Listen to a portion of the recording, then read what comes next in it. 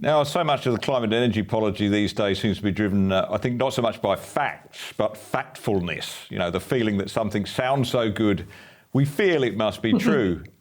Here's a little factfulness tweeted out by Teal Independent MP Zali Steggall recently. She tweeted, "Did you know switching 1 pack of mints per week for a plant-based alternative saves around 48 kilograms of CO2 emissions? That's around 196 kilometres in your average car."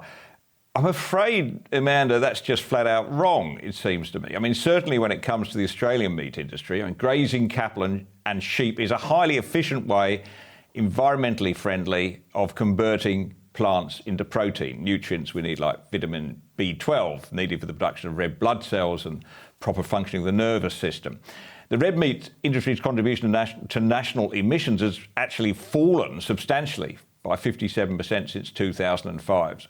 So it seems to me that we should be praising our farmers for the efforts we're making in this, not slandering the entire industry in crowd-pleasing tweets. You're right to say that her statement is factually incorrect. The other baggage it carries that I think is really harmful is this suggestion that those who farm protein are somehow doing harm to the environment, whereas those people who grow plant-based crops are inherently better. Now, we know that there are lots of farmers across all of those categories that are extremely environmentally conscious. I'm always amazed when greenie types try and pretend like farmers are environmental vandals. Nobody's got more skin in the game of looking after the land than people whose livelihood depends on it and their children's livelihood depends on it.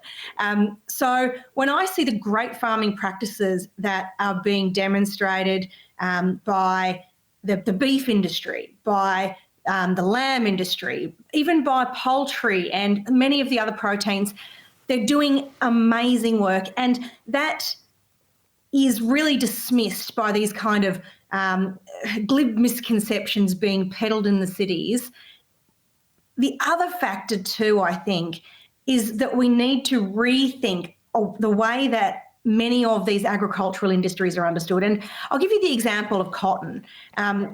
Cotton is treated as though it is water sucking and inefficient and bad for the water table and all this sort of stuff.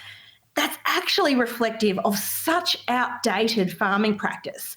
Modern cotton is really efficient with water. It actually sequesters carbon at an incredible rate, and it's producing some of the best product in the world, whether it's in Moree, whether it's in the Atherton Tablelands, whether it's in the Murrumbidgee irrigation area. Great stuff is happening here. And to see our agricultural industries constantly treated as though they are vandals when they are really our first environmentalists is bad for industry. It's bad for the choices that our young people make in terms of what careers they go into and the skills our country has. But it's also deeply disrespectful to the people who care for and maintain the vast majority of the land in this country.